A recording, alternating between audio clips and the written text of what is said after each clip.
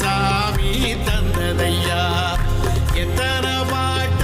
சொன்னதையா சுத்துற பூமி கண்டதையா அடிச்சு வீசும் காத்துலையும் அந்த தகப்பராச சுத்துதையா பிடிச்சு பூக்கும் வேதையிலும் ஒரு வம்சத்து கதையே உள்ளதையா